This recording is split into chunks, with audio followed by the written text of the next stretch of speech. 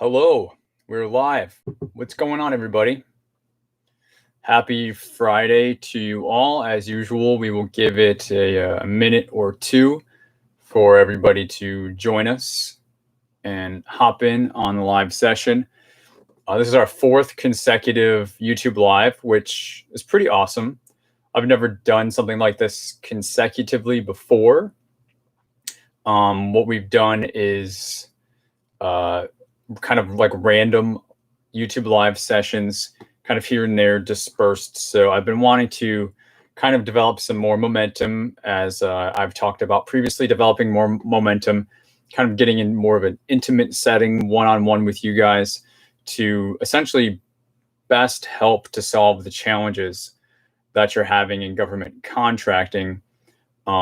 Specifically, winning government contracts is what we talk about on this channel, because it seems to be the biggest challenge that folks are having to really, win that first government contract or that second. There's always a need for, how to get registered or certifications, or, how do I manage a contract? How do I, bill out for a contract? Those are more management type things that there's already resources in place for you. So, we're all about focusing on how to win government contracts, get that win for your business, because just like me, so many of you are teams of one, or maybe it's you and a partner, or you and a spouse, right? I'm getting a lot of that. You and your spouse, you kind of bringing your collective talents and your experience to the business, and that's the business. So if that's all you've got, that's all the hours you have in a day. So you need to be spending that on revenue generating activities, right? Instead of overhead related activities. So that's what we focus on. And that's the purpose with these YouTube Lives, is to really start doubling down on areas that are going to help you solve problems as it relates to winning government contracts. So let's kind of transition here a little bit. I've spiced it up a little bit in the title. If you've seen the email, or you saw the post from the Facebook group. Also, let me know if you're here in the chat. If you're here, let me know that you're here by letting me know one or two of these selections, these answers. If you want to participate, let me know if this is your first time on a YouTube Live, or your second option is, if this isn't your first time, let me know that you've attended a previous YouTube Live that we've had. So in the chat, let me know if you're brand new, first YouTube Live, or if you've been here before. Either way, big thank you for hopping in on this. So back to, as I was saying, I just want to get that chat going. I spiced it up a little bit. What we're going to be talking about in today's session together, our Friday Live, is that one thing, number one, marketing. What is that number one thing? If I could only choose one thing, even, what would that thing be to market your government contracting business? So that's what we are going to be focusing today on the session is, hey, if you could do one thing to market your GovCon business. It's super important, guys. It is super important that you're marketing your business. If you're just bidding on, proposals, and you're just, playing the numbers game, you will probably get some traction, because that's just how powerful playing the numbers is. Meaning you're putting stuff out there, you're responding. You're gonna get something, and that's a powerful strategy in itself. But you can't do it in isolation, because you will burn out, and you will build a business that is reliant 100% on you doing that. So you can never get away from it. You can never stop. You can never break. It puts you kind of on that hamster wheel, if that is what you're doing, or if that's what your plan is. This number one thing, which is number one because it will branch out to so many other things, as you will see in our discussion today. But this number one thing will help you to balance yourself, so that if you build a model for your government contracting business that is focused on bidding and marketing, and you have both of these skill sets that you're practicing and putting into place, it's going to create longevity because you're not going to burn out. It allows you to get on that hamster wheel, but then you can come over and do these other things, and that wheel is still spinning. Your business is still moving forward. If you build a business from the start where it's only growing if you're submitting bids, then that becomes what your whole day's activity is. And the problem with that, some of you may know, who have attended a few of the last lives, we've talked about seasonality and the fiscal year, right? So if your business model is 100% focused on bidding, responding to RFPs, RFQs, solicitations, and you're not putting any emphasis on the marketing component, then what happens when seasonality kicks in and you can't bid? Sure, you can be the Terminator, and you're just going to be a machine and you're just going to turn stuff out. But what happens when the environment doesn't play ball with you?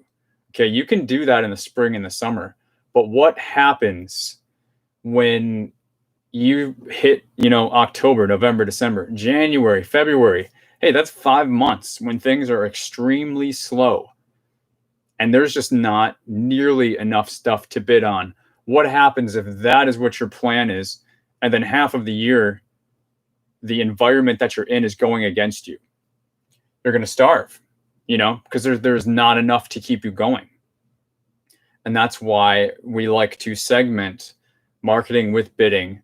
And that's really the whole buildup as to why I thought this might be a good topic, a good place to have a conversation around with you great folks. In case some of you have that in your head, like, I'm just going to go bid like crazy.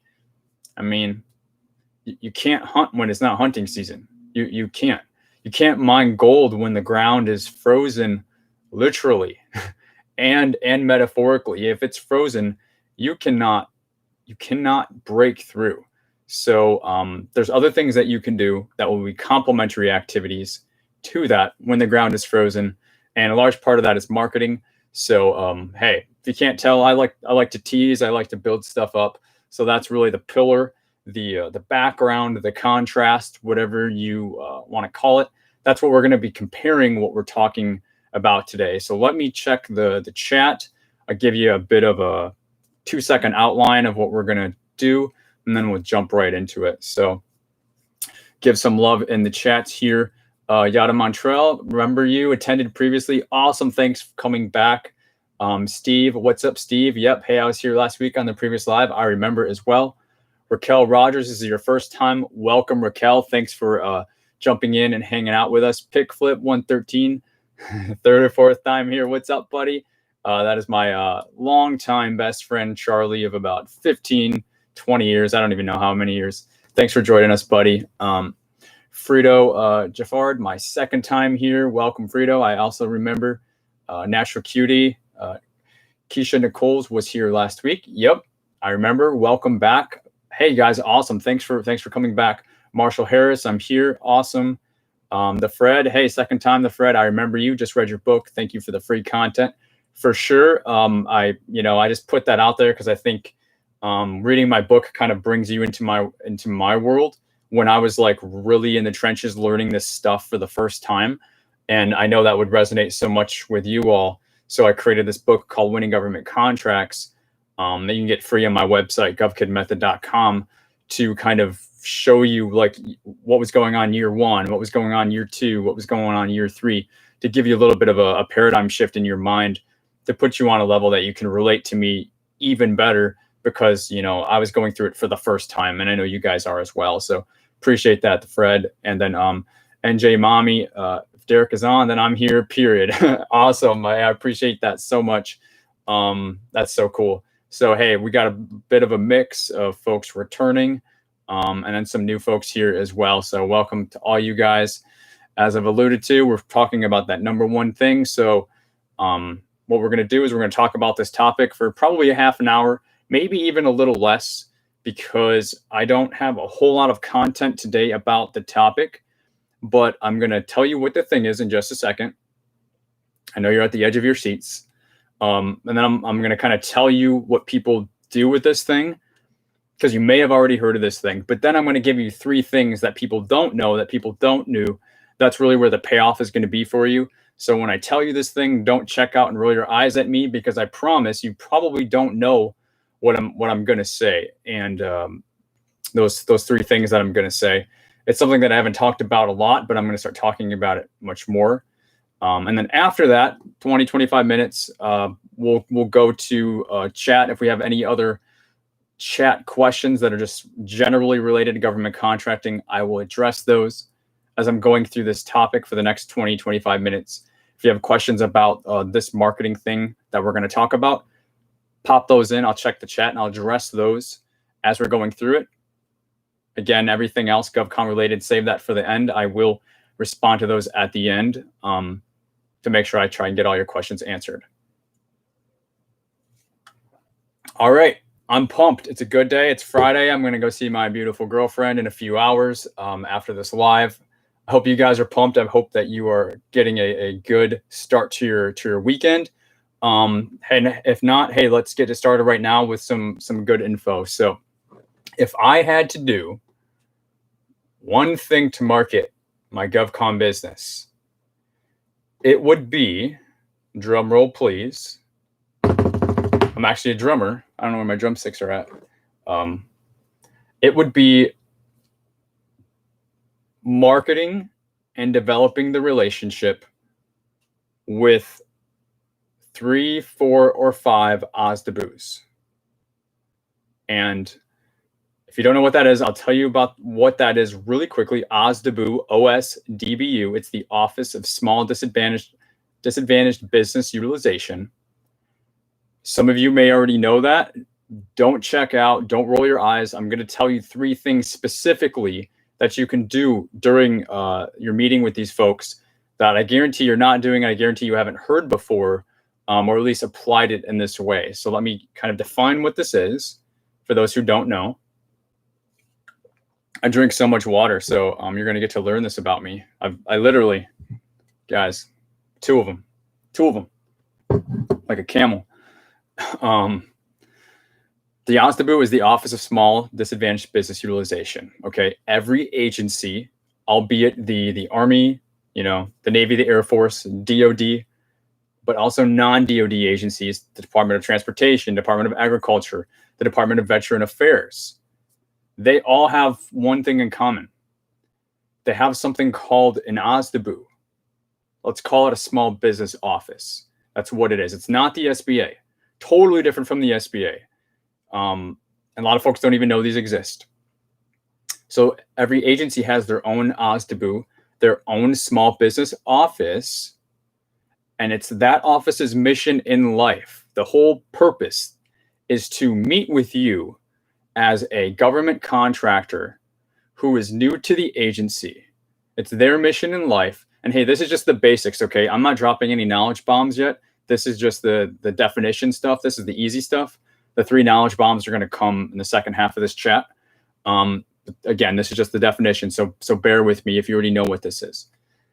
It's their whole mission in life to meet with you as a government contractor who is new to the agency, and basically be that first touch, that first contact.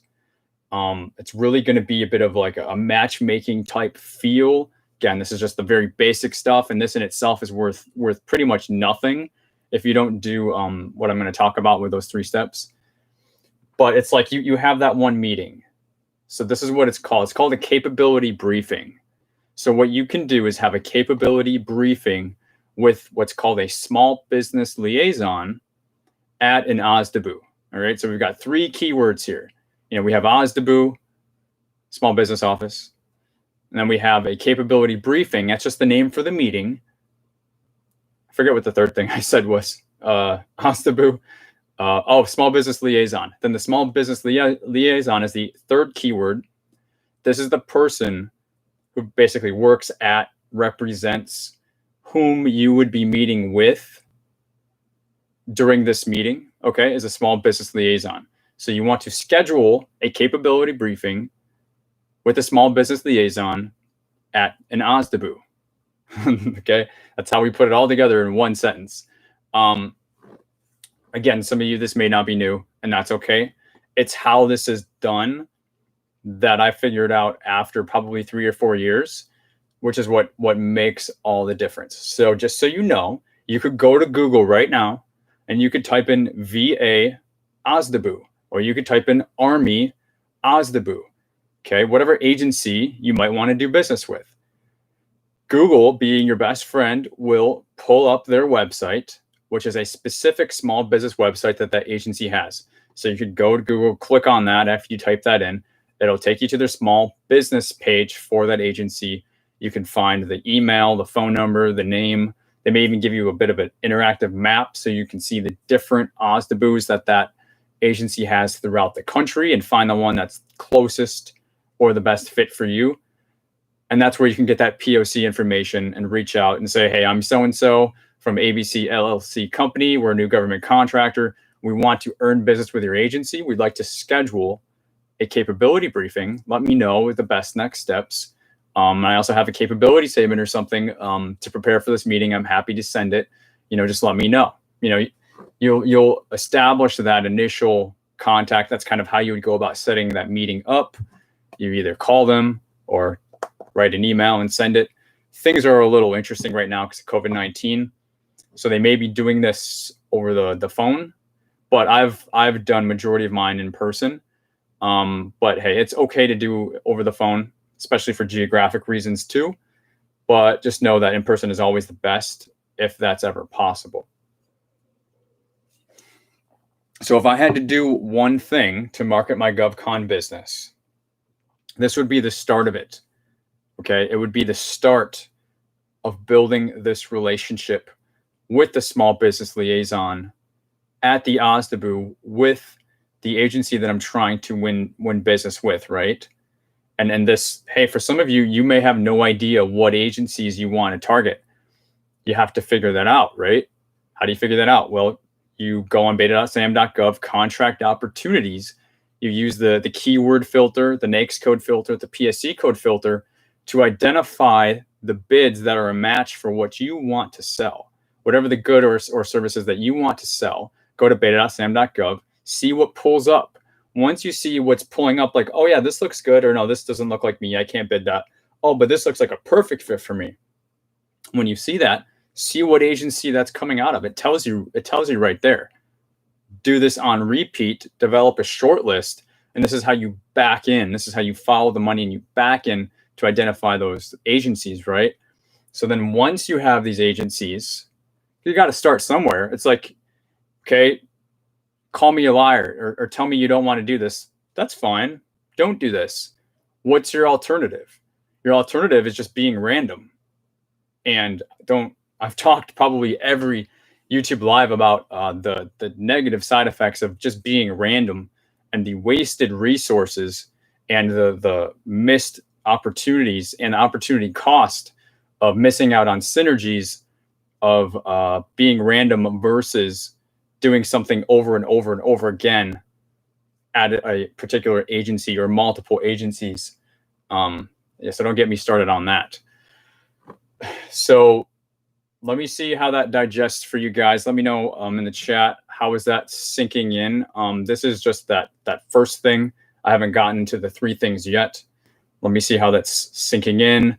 Are you familiar with the OSDBU? Let me know in the chat. Do you know what OSDBU is? Is this the first time you're hearing about an OSDBU? That would be helpful.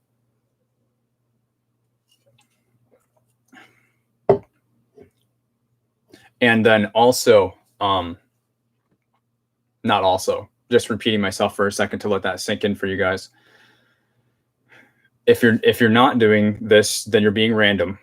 So hey, choose what you would like, but I'm here to help you and to be a guide to show you there might be a better way than being random. We've got Natural QT saying this is the first time hearing about it. So yeah, I think it probably is. This is new information for me. We'll apply this. So Yada Montreal also, yeah. So just, that's good for me to be able to gauge your guys' level. So I don't want to go too over your heads, and I don't want to speed through something too quickly. Arlinda heard of it, but never explained. That's Arlinda. That's actually my most common. A lot of folks are like, oh yeah, I've heard of that. Or at the very least, I recognize that there's some weird acronym out there that's probably important, and it sounds something like OSDBU or something like that. And that's kind of the feedback I'm used to getting. So it's some mix of like, I've heard of this, but I don't know what it is. It's probably important. I don't know what it means to me as a new government contractor that's trying to build a GovCon business, that's trying to win some friggin' contracts, right? And that's what we're trying to simplify. This stuff is not complicated. There's just a few things in GovCon that if you focus on, you will be successful. So that's the whole mission for me, for GovKidMethod, is trying to simplify that and also save you guys from the sharks. You know, I had a call not too long ago with a lady who is 30 grand in debt because she paid these, I don't know what you want to call them, because I don't want to associate with coaches or consultants. So some sort of GovCon resource company or multiple companies with a combined value of debt of 30 grand. And she said, you know, I'm up against the wall. You know, she said she got more value from me in one session together than, you know, she was able to get, because, you know, we kind of talked custom and specific to her. But man, it just kills me. Like, I'm still telling the story. It absolutely kills me that folks are going out there and they're being preyed upon only because there is a lack of information. And because there's a lack of information, folks can go and twist information and use it to prey on folks or to scare folks, or to say, hey, you're not going to be successful unless you do this. And if in order to do this, you've got to pay me $10,000 right now. Absolutely ridiculous. Absolutely ridiculous. Especially when you're just getting started out. Hey, if you're winning contracts and you want to like take things to the next level, so you're going to take 10 grand to invest in your business. Hey, I mean, that's cool. I'm all for value exchange, which is what I'm building my business off of. GovKidMethod is solving problems, right?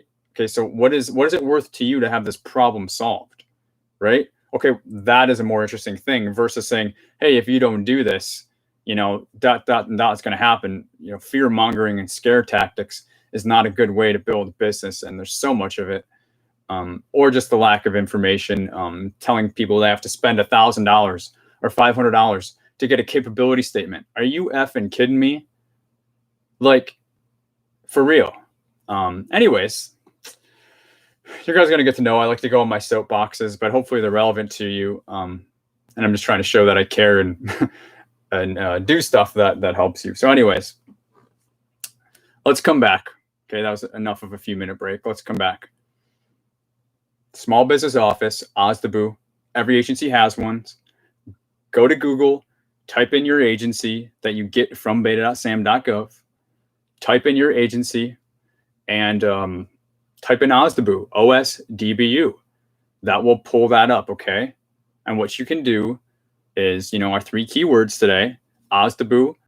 You can reach out to the OSDBU to schedule a capability briefing with a small business liaison. Do this when you're ready. You do want to have your capability statement finished because they will look at it. Let me check my notes here so I didn't miss anything that I wanted to cover in this meeting. And then once I go through this few items, we'll be talking about the three big payoffs. But let me just be complete here. They're going to check your capability statement in this meeting, so you want to be prepared. I guess it's natural for us to talk about that for just a second.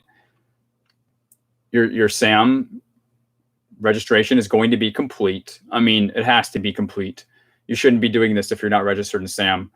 You shouldn't be doing a lot of things if you're not registered in SAM, which means you have a cage number and you've gone to Dun & Bradstreet and received your DUNS number. So you have a cage and DUNS, you're registered in SAM.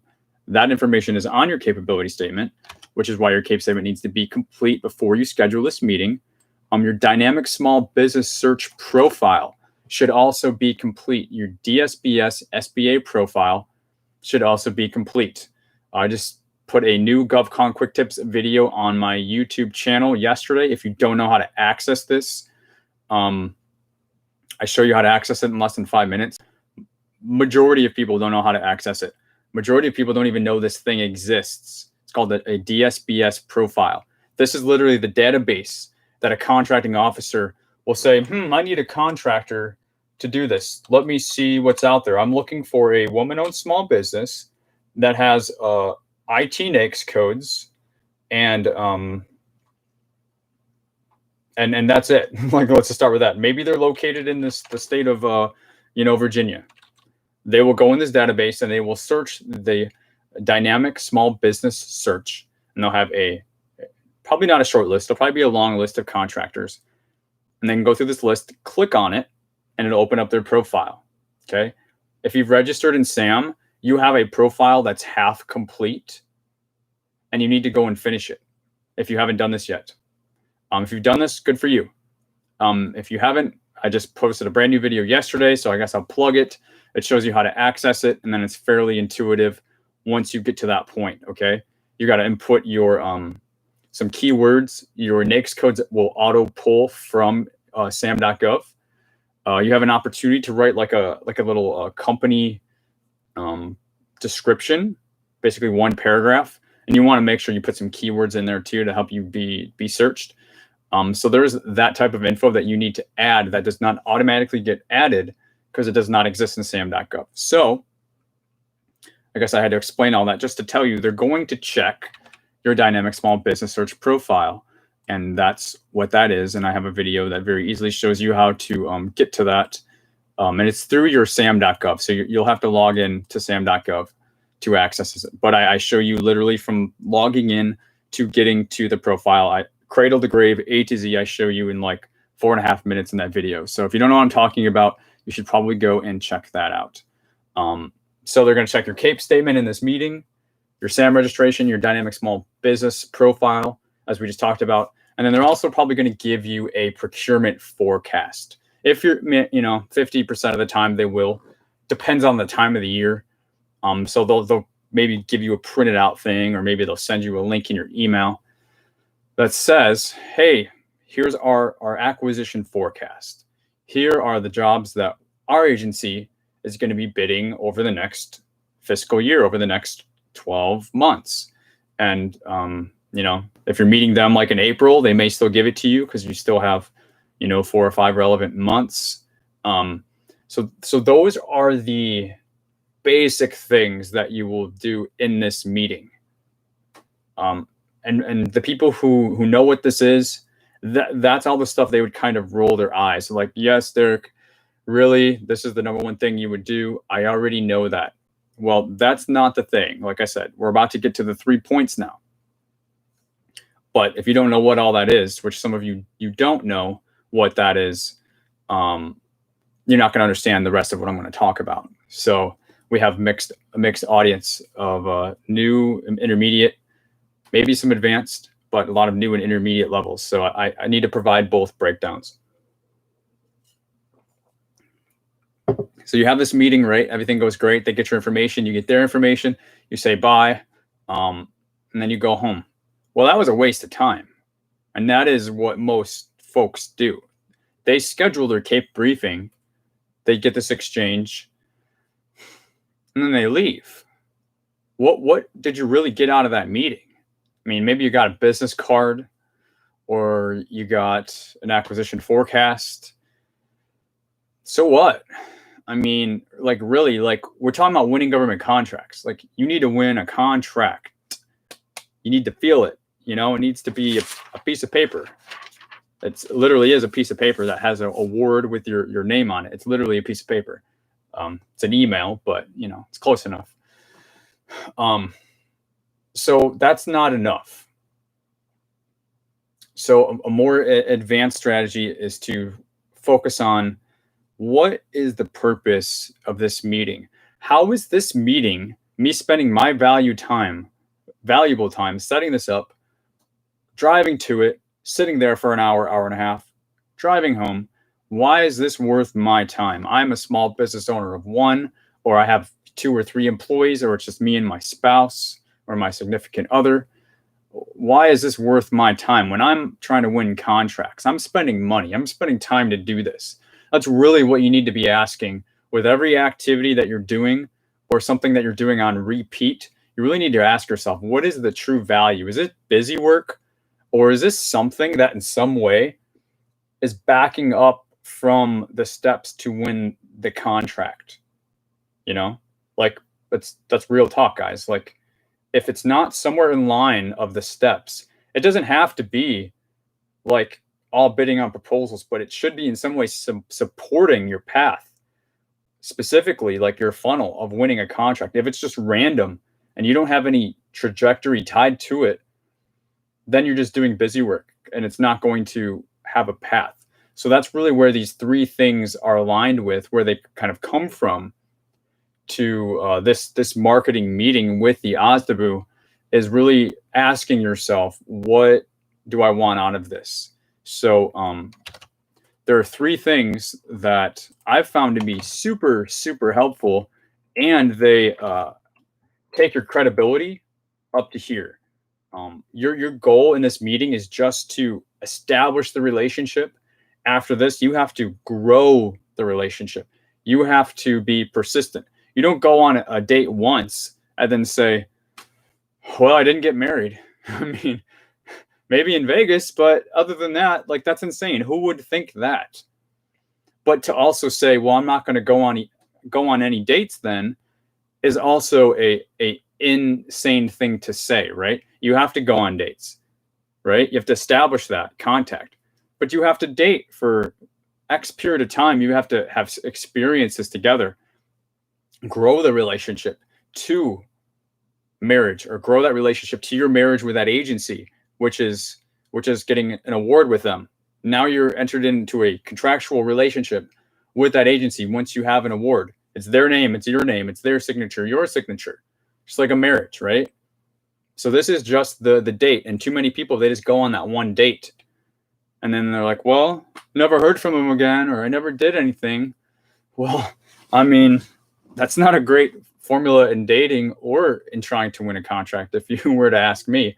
And I think you very, very much can relate. So instead of doing that, do that plus some of these things. So number one, I'm about to get very specific with you, so I'll do my best to keep it in a understandable language. Number one, when you're in this meeting, you want to print off a sources sought notice from the agency that you're meeting with and bring it with you. Wow. What a crazy idea, right? Do a little bit of diligence and homework. People don't do this. People don't even think. They'll bring their CAPE statement. They'll bring their business cards. Maybe they'll bring cookies. I mean, we talked about that. You got to keep it to $20. And you say it's not for you, it's for the office. That way they don't feel like they're going to lose their job. They do all that stuff, but then they don't do anything that really matters. I'm talking about bring a sources sought notice, which is the first of the 4 stages of a bid, a market research form, sources sought notice, beta.sam.gov. Go there, and you can go to notice type and search sources sought. Find those out for your agency, print one off, and don't be totally random. I mean, print something off that you can talk about, or that you have some level of interest in. Okay, so this is number one. Imagine the conversation you could have if you do this. Imagine the conversation you could have. Now you're not just talking about those, 3 or 4 things we talked about. Capability statement. Oh yeah, they're going to look at my website if I have one. Dynamic small business search profile. This is all like the doctor's office stuff, right? And that's all most people do. It's all they know how to do. And it's why some will roll their eyes if I say this. It's because you're doing it wrong. I mean, you're not asking yourself, what am I going to get out of this? So imagine with step number one, what would happen if you actually printed off a requirement? Do it in the sources sought market research stage. You can do something that's in the 3rd stage of a bid, which is a solicitation. You could print off an RFP or RFQ solicitation if you want. There may be less conversation around it because they can't talk as much during this stage. In the stage 1, the 1st stage of a bid, the sources sought market research, they can talk a whole lot more. So just trust me on this. You might get more traction, more conversation. if in step number one, you bring a source of sought market research print off with you to this capability briefing at the OSDBU with a small business liaison, right? Imagine the conversation you could have. Odds are he or she, the small business liaison, may even know the contracting officer or specialist that has their name on this thing, but that never would have happened if you didn't print it out and bring it with you, right? All of a sudden, this thing kind of, who knows where it could go? Maybe she could pull that contracting officer into the meeting. Probably not. But if it's a 1% chance, why not? But that's not why you're doing it. Just by printing this off, bringing it in, and having a conversation, it elevates your first impression with the OSDBU. It elevates, wow, you know, this person, this business owner, John, Jane, whoever, they really know what they're doing. Now I know now he or she, the small business liaison, knows kind of where you're at on the spectrum of being a newbie green person, where they're just going to give you brochures and walk you through the steps in and out, waste of time. Now they get to know they're dealing with a real person, something that's sticky, something that they can like relate to and actually have a meaningful conversation. I'm sure that you can relate to conversations you had with folks where you're not even listening, paying attention. Hopefully that's not what's happening right now. I'm sure you've had conversations with folks where you're not paying attention, it's blah, blah, blah, blah, blah, versus you're super engaged. So doing this number one thing, this first step, printing something off that's relevant to the agency, and he or she knows the contracting officer on the bottom and may even be familiar with this requirement. Hey, if your goal, what we're talking about is winning government contracts, does this get you closer or further away from winning a contract, right? Or is it totally random and it has no effect? Well, it certainly doesn't get you further away, because now you're truly marketing yourself just by doing this. This simple act shows your due diligence and that you're serious, okay? But then if you can have some sort of meaningful conversation about an actual opportunity that's going to be bid, and it's in stage one of a bid, source of sought market research stage, and they can actually talk about it, something might happen, right? Now when you ask yourself, why am I going to this capability briefing meeting with the OSDBU? Why am I doing this? How does this support my goal of backing into following the money or backing into winning a government contract? Why would I even do this? Well, now you have a good answer to give, because it may be the tinder. Doing step one here may be the tinder to create a little spark or a little flame for something that may or may not develop into something. But hey, it gets you a hell of a lot closer than just, the going into like a doctor's office and, okay, cool, thanks for the brochures. Here's my business card. Yep, I'll never talk to you again. Goodbye. Have a good day, which is what most people do.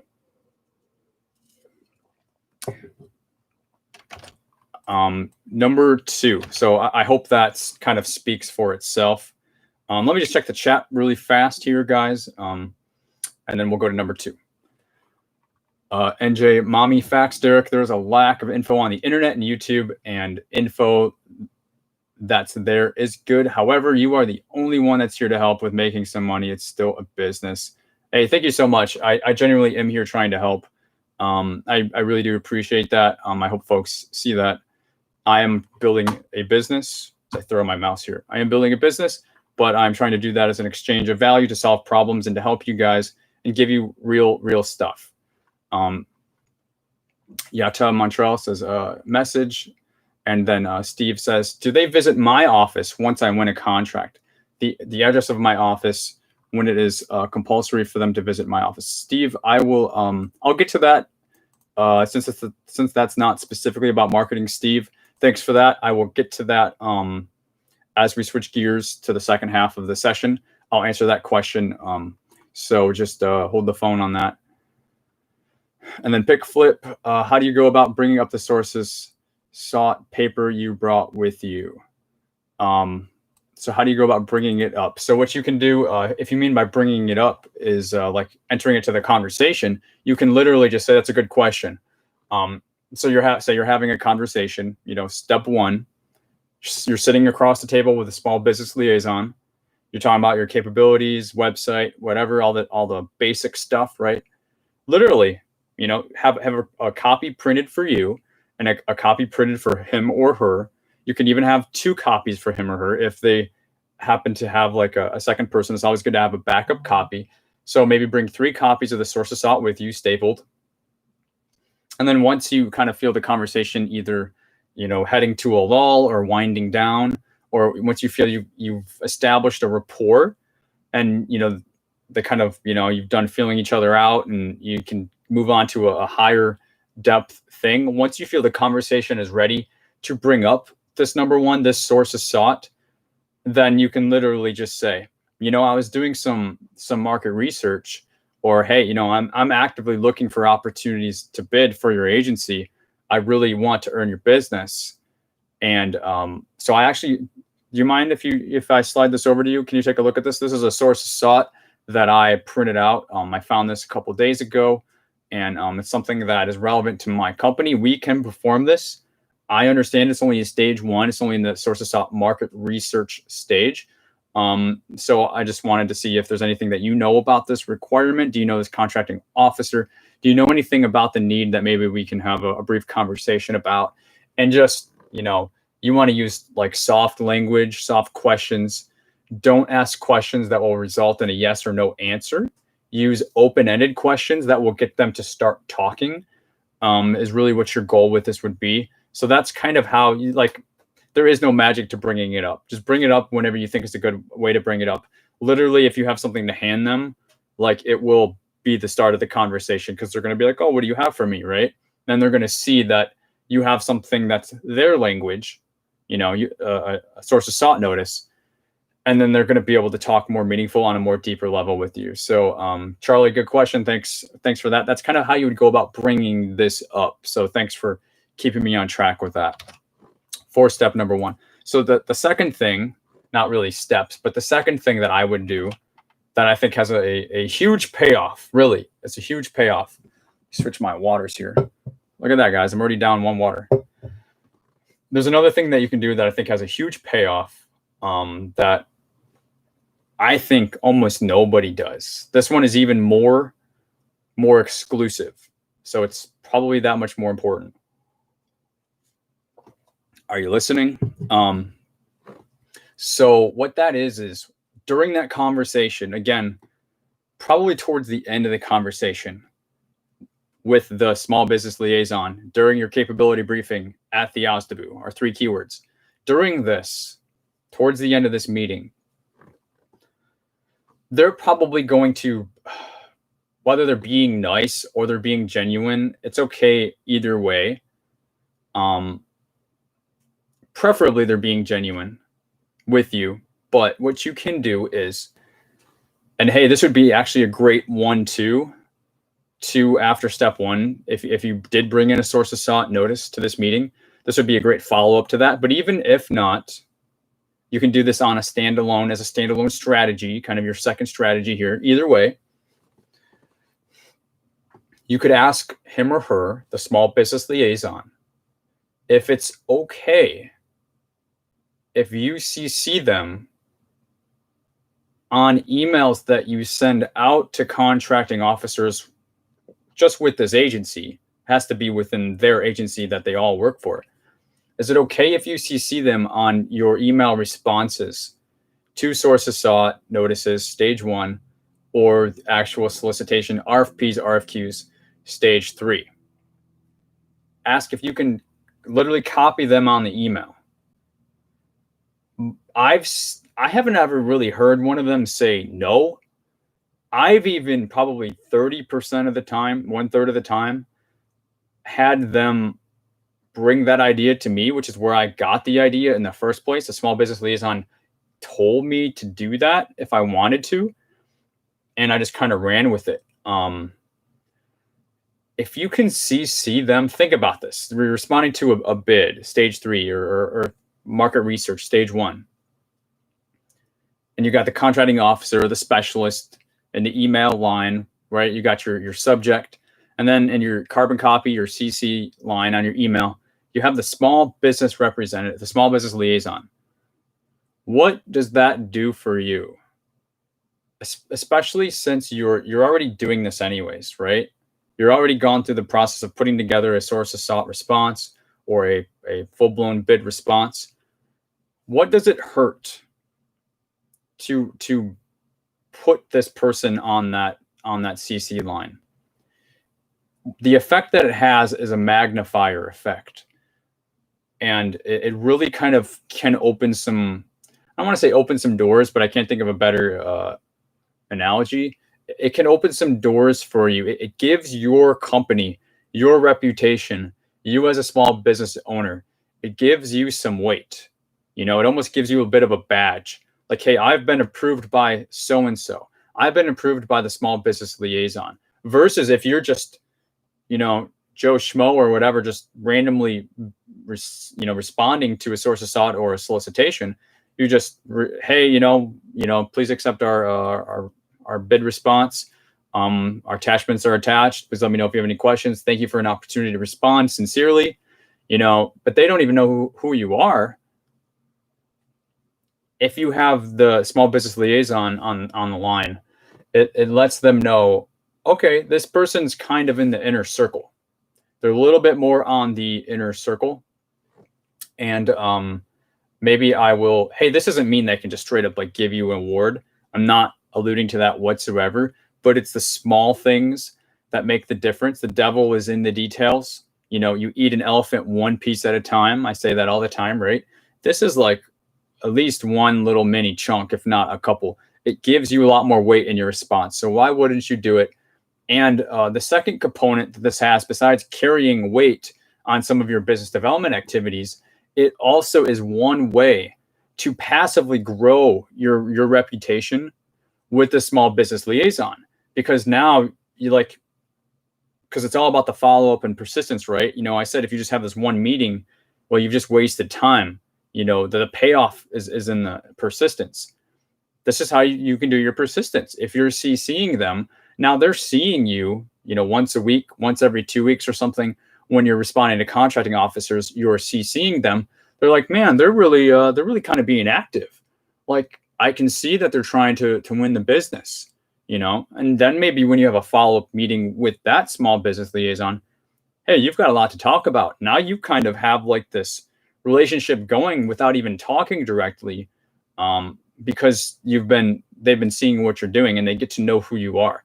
The squeaky wheel gets the oil, guys. It's just the way that people work, staying in their forefront. It's like, hey, if they've got something that you don't even know about, but like they've been seeing you CC them and get in front of them, they may have an inbound email to you. The small business liaison may reach out to you because they're kind of getting to know you through your activities, and they can see it because they're on the emails. So, hey, it's very simple. It's very easy, but it can be very powerful as a part of your strategy if you implement it in a strategic way. So kind of number 2 here is bringing that up towards the end of the conversation, once you kind of feel like you've got some foundation, some rapport, to make the ask or ask them, how do they feel about this, or would they recommend, or just, hey, I would just be bold and ask them, is it okay if I CC you when I respond to, some of these stage 1 or stage 3 bid opportunities out of your agency, if I CC you? So it can be very powerful. A lot of folks don't even think to ask that. I didn't until I was told by one. So I'm no wizard myself. It's just experience teaches you things. So that's something that I've taught and used and has been very beneficial to me. So now the last thing, I'm just going to go straight to the third thing, is, again, coming back to why are you having this meeting? What is the point of this meeting? How is this meeting going to work backwards from winning a contract? How is it following the money? How is it aligned with that as a team of 1 or 2 or just a few folks, super small business, don't have time to waste, right? So why is this important? Why is this meaningful? How do I get the most out of this meeting? How do I squeeze all the juice out of that lemon? And this can go with anything, any meeting I have, my goal is typically to get another meeting. So referrals are huge.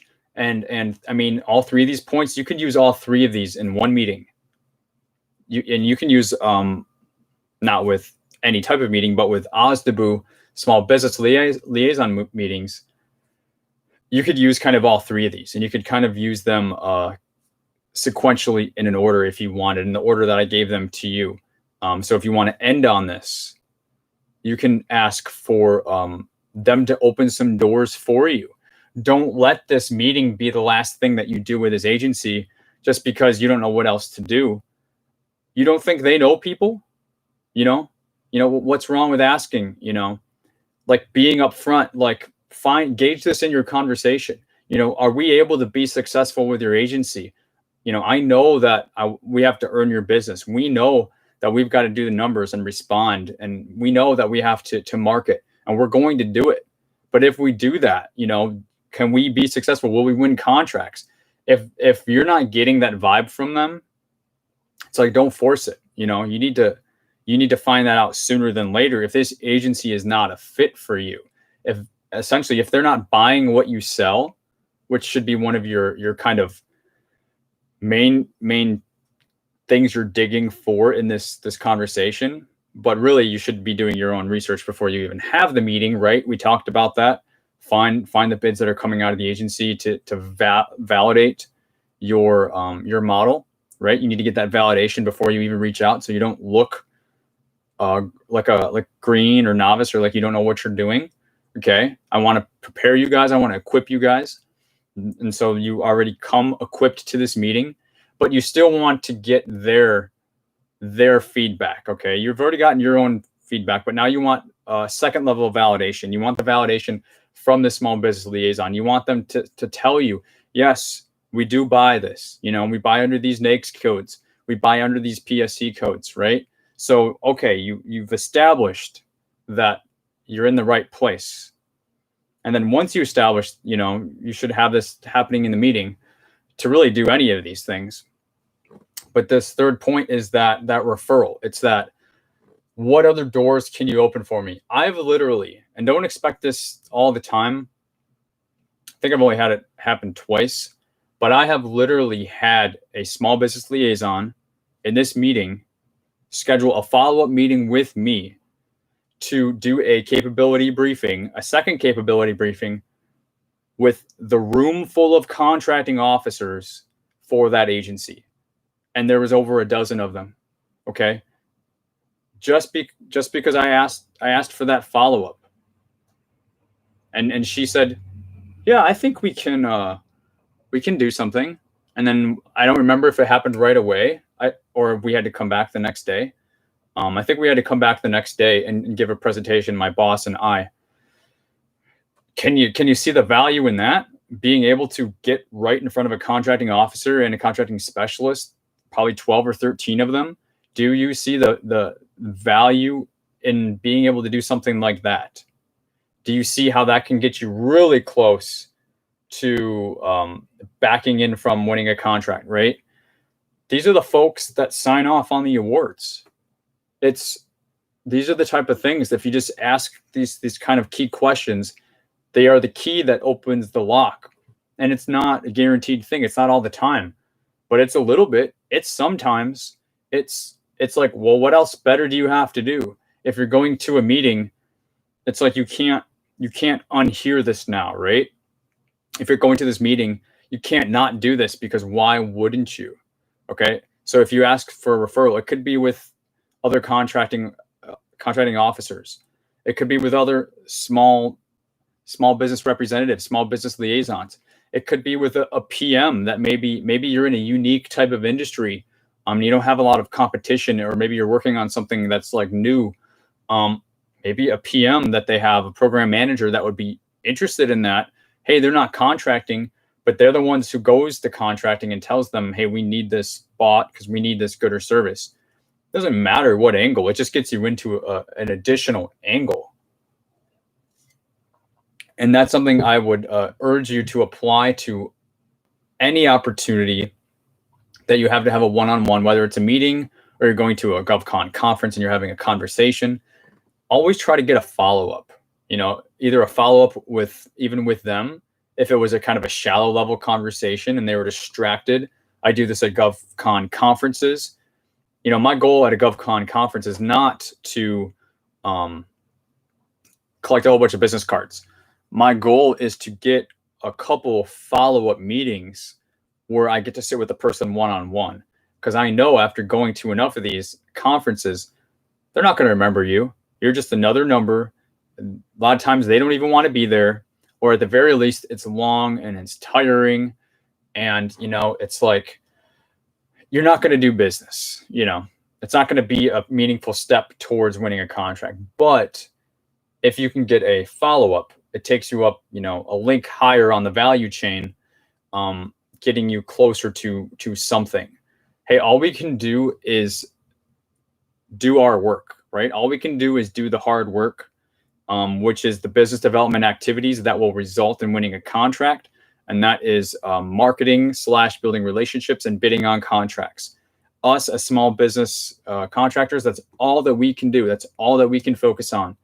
And so if you're going to go to a meeting like this, that's really why, if you can ask yourself, well, what is it that I'm really getting out of, or what is the most I can get out of?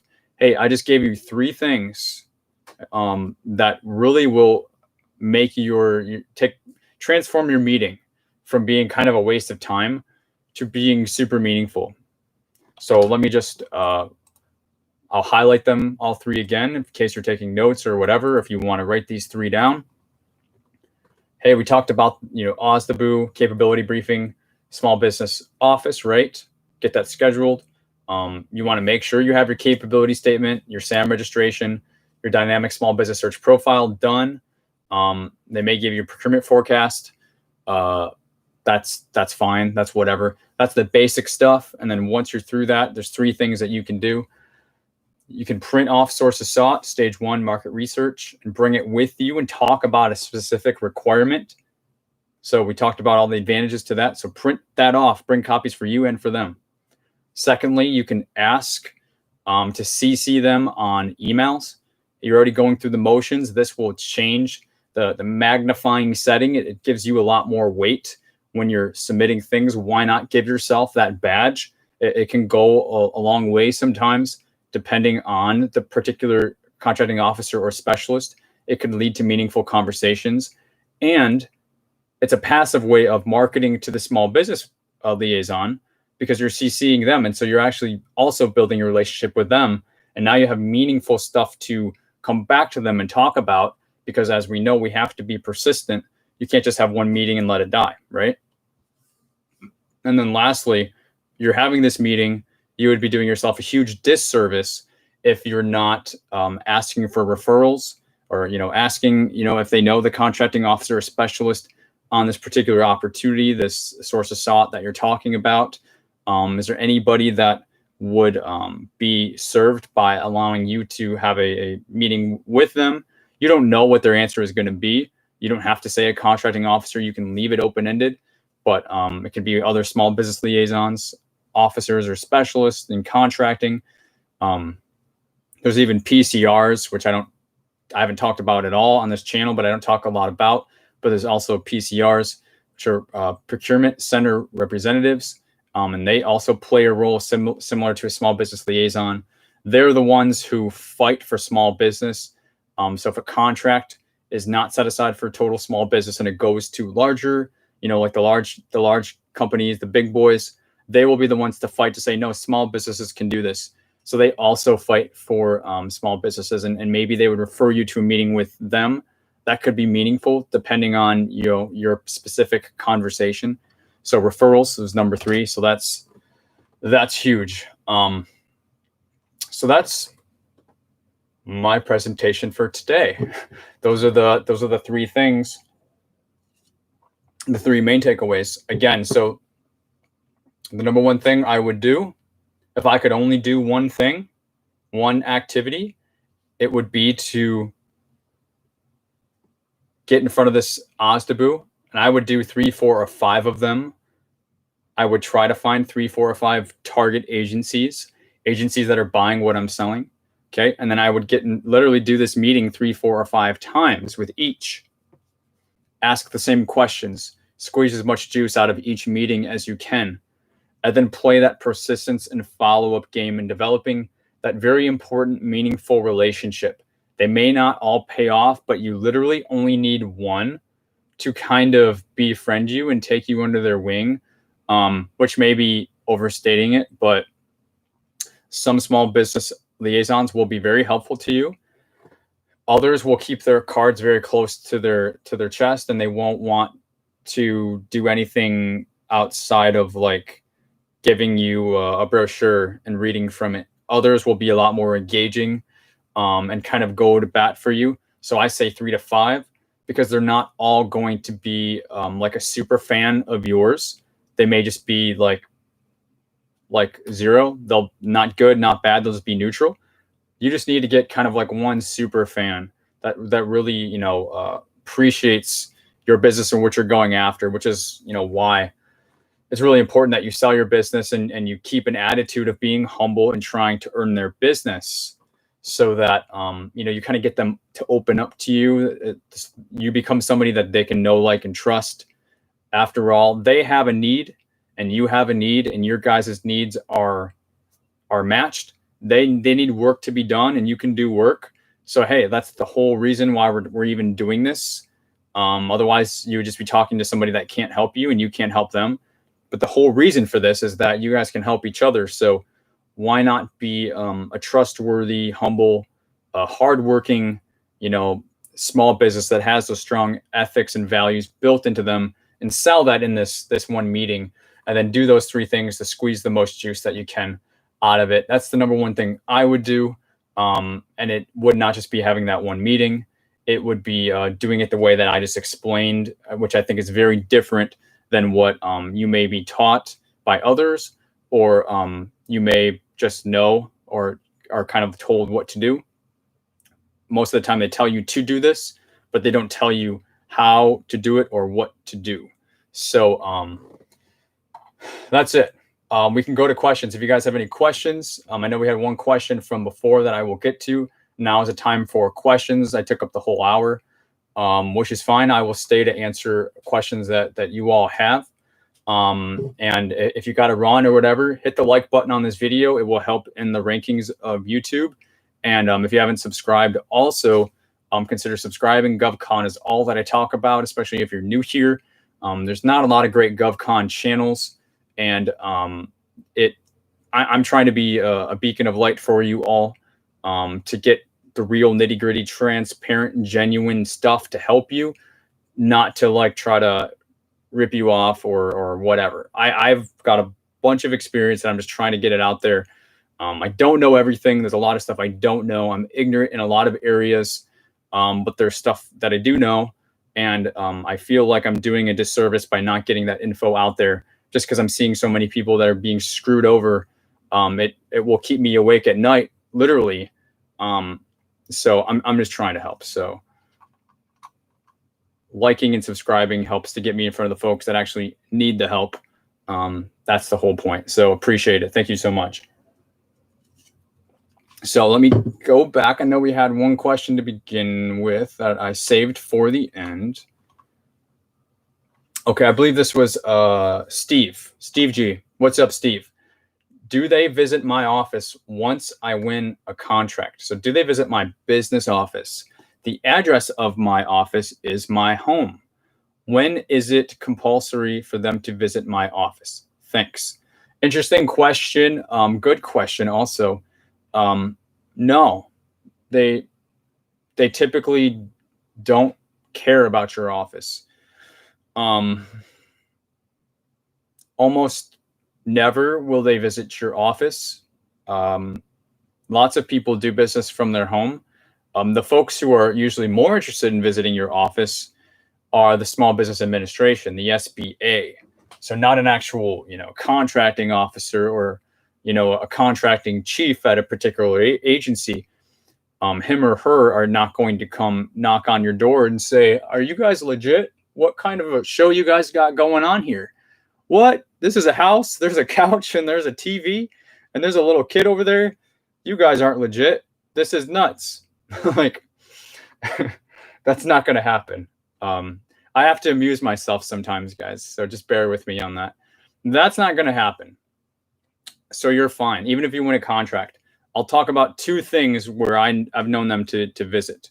One, if you're in a particular, like if you're in the 8A program, so if you are in the Small Business Administration, the SBA, 8A set aside small business program, the SBA will visit your office every year. They come and they sniff. They kind of want to have a compliance type conversation. That's the type of thing, that's the vibe I'm getting from you for this question. So that's a better fit for the SBA. They do this for the 8A because they want to make sure, because it's a tightly managed and overseen program. So if you're in the program, they will do this every year. And it's okay that it's at your house. The thing is, you want to, you'll talk to what's called your business opportunity specialist. You get a assigned BOS when you're in the 8A program.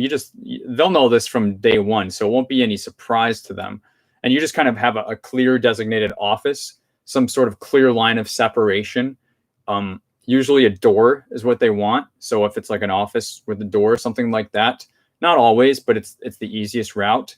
And then everything's fine, like it's no worries. So that's one example. The other example where I do see them visit is when you're performing work on site at the contractor's facility. So when you're looking at solicitations, RFPs, RFQs, stage 3 of the bid, when you're looking at these, you will often see work to be performed on the government site. So, maybe it's a painting job at the base, or you're staffing people and they're working, on the installation, or you've got some job that's remote. Okay, none of those are at the contractor's facility. But sometimes, and often depending on the work will be performed at the contractor's facility. If you win a contract that's to be performed at the contractor's facility, they will be visiting. Okay, they will be visiting. At the very least, the core, which is the contracting officer's representative, when you win a contract, you have a contract from a contracting officer, but the officer is not boots on ground. They are typically in the office behind a desk. So you have a contracting officer, but then you have a core, a contracting officer's representative.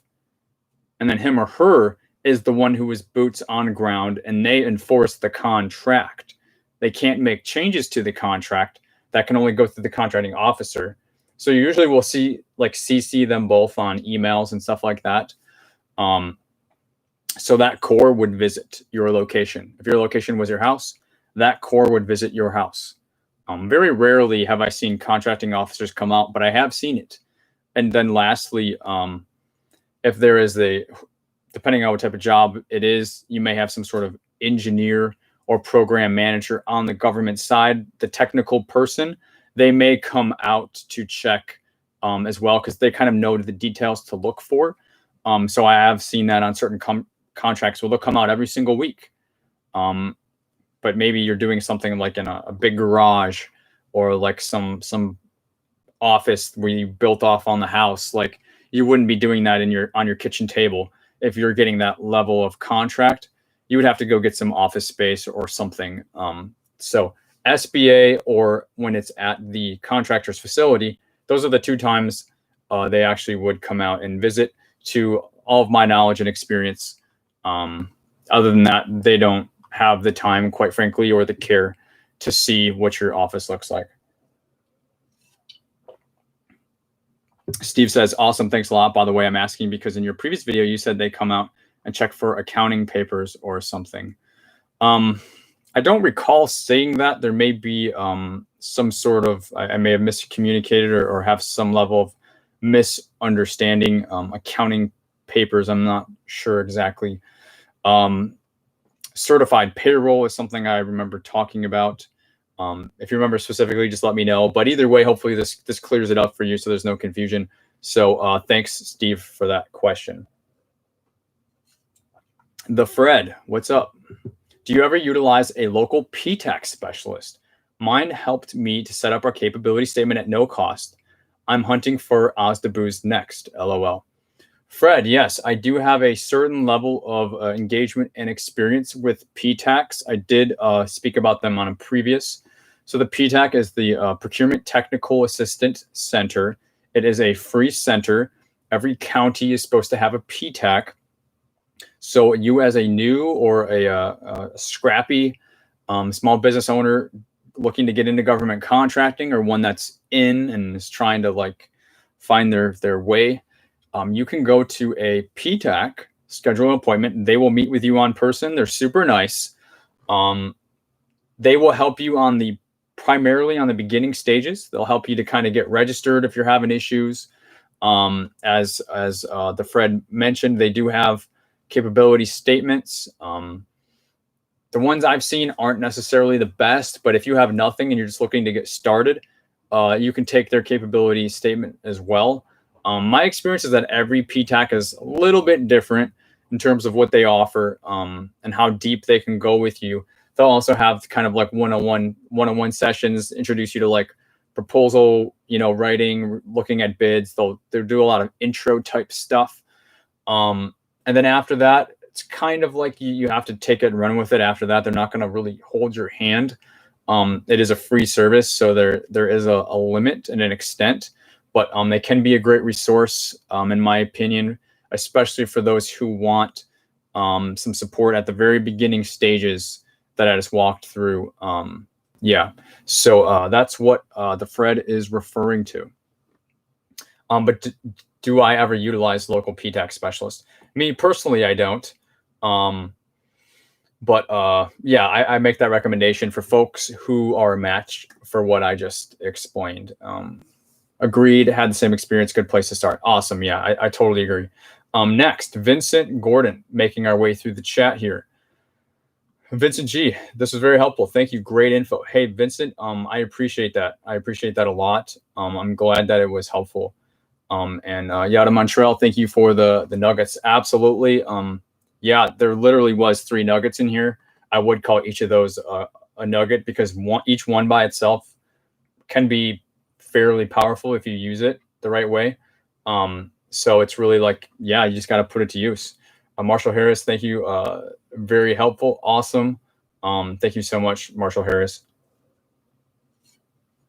And that's it for the comments, guys. So if you have any last minute questions or comments, I will address those. If not, I will I'll sign off, because I don't want to make this any longer. I have nothing else to talk about today. Like I said, I'm super excited. I'm bouncing. As you can see, I'm still in the camper right now. So during the week, I'm with my parents, helping them get their house packed and ready to sell, because I'm moving across the country. Then on the weekends, I go to my girlfriend's place. I'm helping her. We have 2 households that we're moving, and I'm the one person that's bouncing in between. So I always get excited that I get to go see her on the weekends, and I'm always sad to leave. So I'm excited. I hope you guys have something fun planned for the weekend. Steve said, yeah, it was about your certified payrolls. Yeah, I had a feeling that's what you were talking about, because I do remember talking about that. Yeah, and on that note, for the certified payrolls, they still don't come out. You would just send those mail or email, probably email copies of those certified payrolls for your employees and your subcontractors' employees. It wouldn't render them coming out in person. So just to make that clarification, I'm glad that you were able to remind me that that's what it was again. Kenyon Foster said that you left a question. Kenyon, did I miss your question? Let me go back up, because I don't want to miss it. Let me see. I don't see it, Kenyon. So if you want to repost it, I will be happy to answer it. I just don't see. Yeah, Kenyon Foster, I don't see your question. So please repost it, and I will answer that for you. And then Ebony W94, what is a SOW again? Cool question. So a SOW is a statement of work. These so many acronyms, guys, right? Why do they make it so difficult? Why does the government have to like literally create a whole nother language? So it's like to do government contracting, you have to learn Mandarin, like you have to learn this whole other language, right? So SOW, for those of you who don't know, is an acronym, It's called this. It stands for the statement of work. And when you're looking at the third stage of a bid, solicitation, RFP, RFQ, when you're looking at that, you're going to get the solicitation document, okay? And then there's different sections to that. One of the sections, within the request for proposal or the request for quote, like the bid notice, whatever you know it as, the PDF, the download for the actual bid, okay? Within that, there's multiple sections, and one of the sections is called the SAL.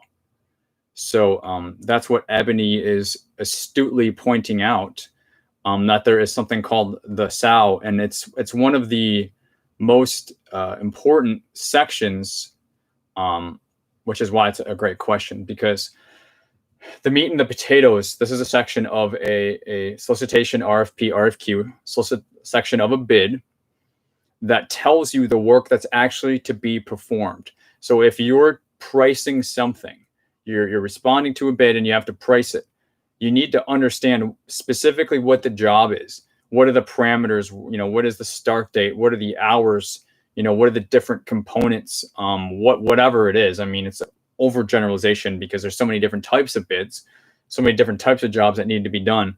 If it's equipment, maybe it's like the specs, right?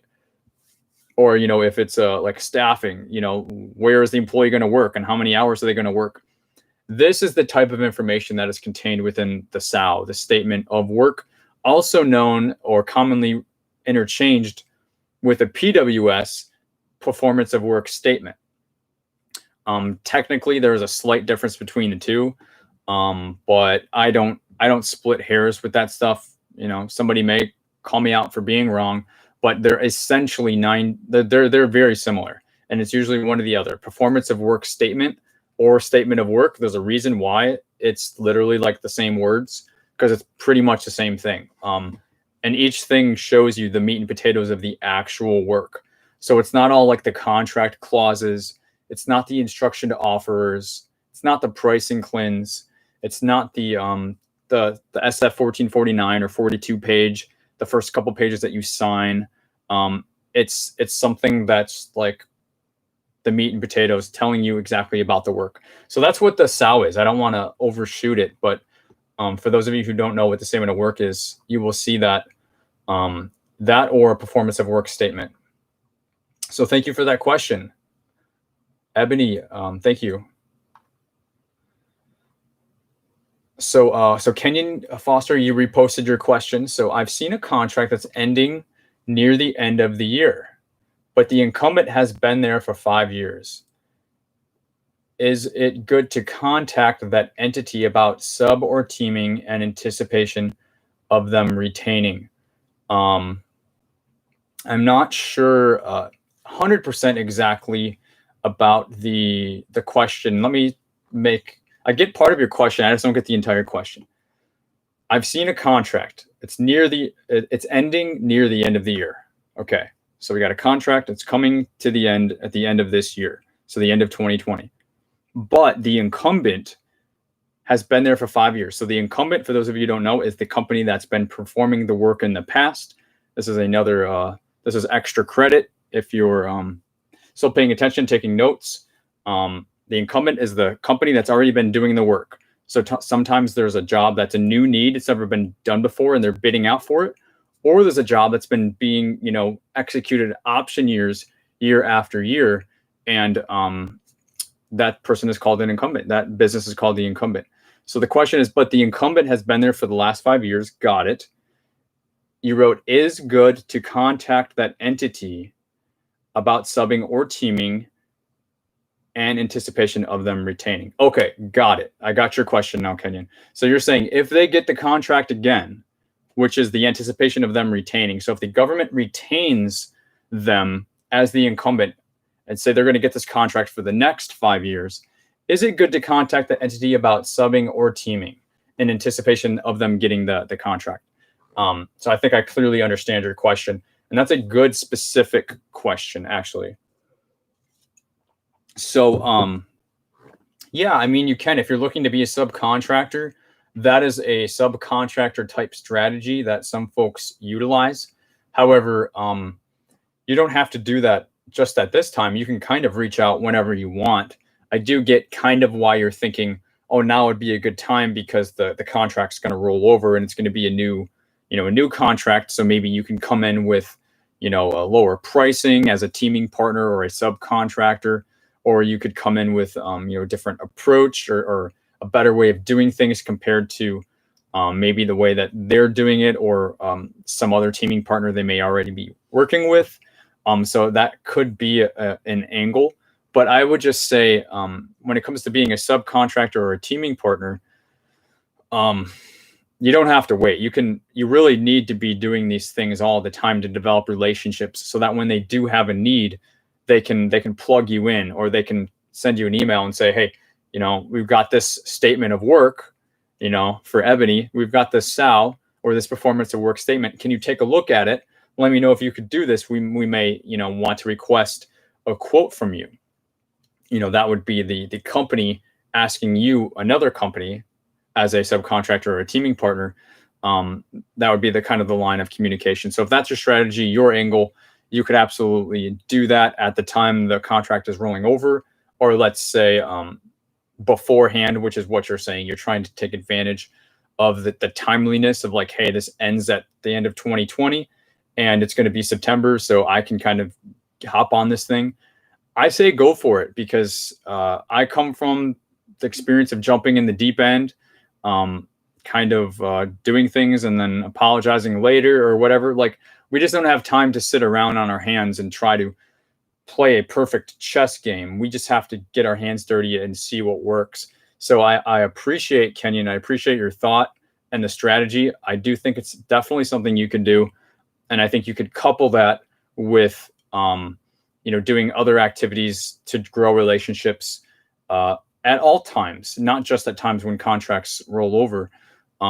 If you're going to be heavily hitting a subcontractor or teaming type strategy for your business model.